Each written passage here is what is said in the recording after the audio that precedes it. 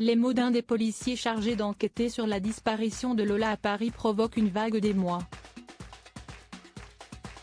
Devant la caméra de BFM TV, ils racontent comment ils ont découvert la macabre vérité alors qu'ils espéraient en retrouver la jeune fille vivante.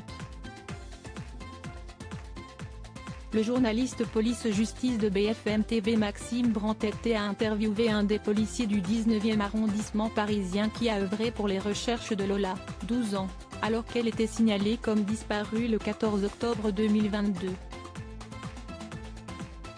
Il met en lumière la découverte traumatisante pour les forces de l'ordre qui espéraient retrouver l'enfant vivante, avant que la macabre découverte de son corps sans vie ne les frappe. Vendredi 14 octobre, ne voyant pas leur fille être chez eux, les parents de Lola, 12 ans, préviennent les policiers du commissariat du 19e arrondissement de Paris. Comme ils sont gardiens d'immeubles, ils avaient pu voir leur enfant entrer dans le bâtiment via les images de la vidéosurveillance. Les autorités démarrent alors leur investigation. Elles retrouvent du scotch et un cutter, on commence à s'inquiéter, on se dit qu'il faut agir vite pour retrouver Lola, raconte l'un des policiers à BFM TV. La police est rapidement menée vers une jeune femme en possession d'une grosse malle où pourrait se trouver un corps. Puis, quelques heures après, un homme appelle pour signifier qu'il a découvert un petit corps dans une malle en plastique. Quand on entend ça sur les ondes de nos radios, si est un choc, nos craintes sont cristallisées. Quand on comprend qu'on n'a pas réussi à la sauver, si est ce qu'il y a de plus dur, continue le policier. Il ajoute, on écoute la description faite par les collègues qui ont dû identifier le cadavre, mais on ne va pas jusqu'à regarder nous-mêmes, on a trop peur d'être choqué de ce qu'on va découvrir, on se doute que si est une horreur. Une cellule psychologique a été ouverte comme lors d'événements traumatisants pour les policiers. Le policier qui se dit qu'il n'en a pas besoin, il fait une grave erreur, déclare le policier encore sous le choc. La famille ne veut aucune récupération politique. Les parents de la jeune Lola ont appelé à la dignité et au respect avant les obsèques de la fillette lundi 24 octobre, dans un communiqué relayé par la mairie de L'Isle, Pas-de-Calais.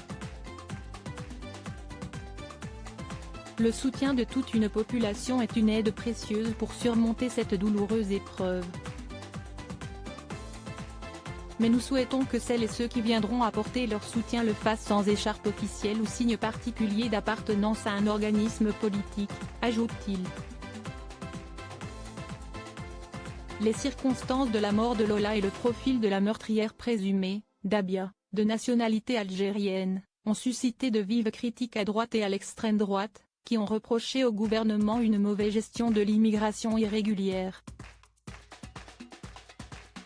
Les obsèques de la collégienne de 12 ans sont prévues lundi à 14h30 à L'Isle, ville d'origine de sa mère.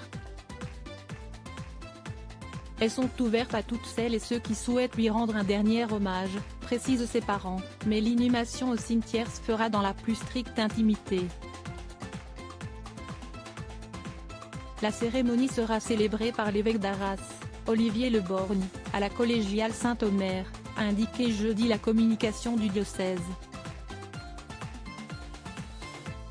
Ce vendredi, un rassemblement pour rendre hommage à Lola et soutenir sa famille et ses proches est prévu à Fouquereuil, commune du Béthunois d'où est originaire le père de la jeune fille.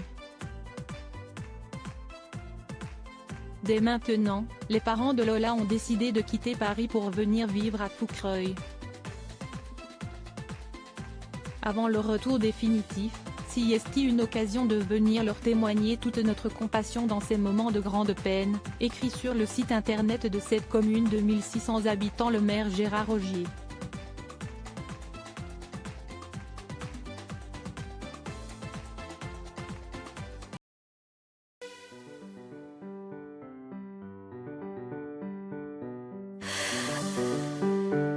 나